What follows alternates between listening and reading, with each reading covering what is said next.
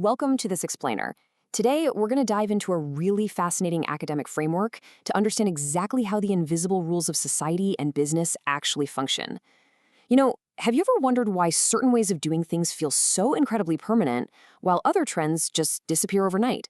Well, today, we're pulling back the curtain on the social and structural machinery that shapes our daily lives. Okay, so let's jump right in by asking a pretty fundamental question about our world. Are the systems around us permanent forces of nature, or are they something else entirely? Think about things like property rights, the 40-hour work week, or, I don't know, even just the way you're expected to behave in a classroom. We so often treat these institutions as if they're as immovable as gravity. But the truth is far more dynamic and, frankly, a whole lot more interesting. Here is our roadmap for today's explainer. We'll be looking at the illusion of permanence, defining institutional work, and then going through the three phases: creating, maintaining, and disrupting institutions, before wrapping up with your role in these systems. All right, Section 1, the illusion of permanence, entropy, and institutions. So the absolutely crucial point here is that institutions, whether we're talking about property rights, business routines, or societal norms, are actually highly vulnerable. They suffer from natural entropy. This means that without constant, active human effort, they will naturally decay. They're not self-reproducing. The default state of literally any system is just to fall apart. Recognizing this fact completely flips how we look at the rules of our society.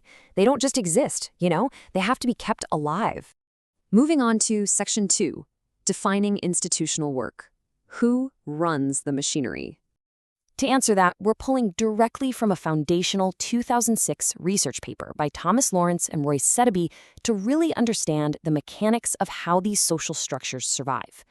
This paper was a total game changer in organizational studies. It took the focus completely away from treating institutions as these big, passive, mysterious forces, and instead it put the spotlight squarely on the people who are actively working the levers behind the scenes. And here is exactly how they define it. Institutional work is the constant, ongoing, purposive action by culturally competent actors, meaning people like you and me, businesses, organizations, aimed at shaping these systems. Notice the action words there. It's purposeful. It's work. The structures of society absolutely do not run on autopilot. They require heavy lifting every single day to be created, maintained, or disrupted. Let's look at that first phase in Section 3. Phase 1, creating institutions. Building from scratch. Creating institutions requires highly specific practices. It's not enough to just have a good idea, right? You have to actually do the work to embed it into society. Lawrence and Suddaby categorize this into several forms. First up is advocacy, which is all about mobilizing political and regulatory support. Think lobbying for new industry rules. Then you have theorizing, which means developing abstract concepts and cause and effect chains so the new system makes logical sense to everyday people. And then there's a really fascinating one, mimicry.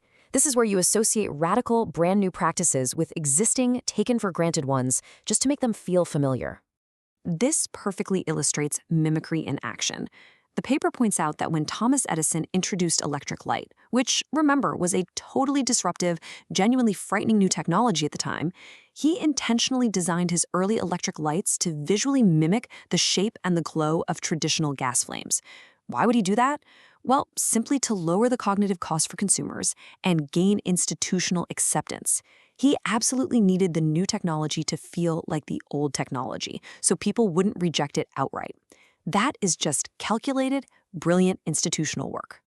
Okay, Section 4, Phase 2, maintaining institutions, fighting off entropy. Once an institution is set up, maintaining it demands active, frankly exhausting work.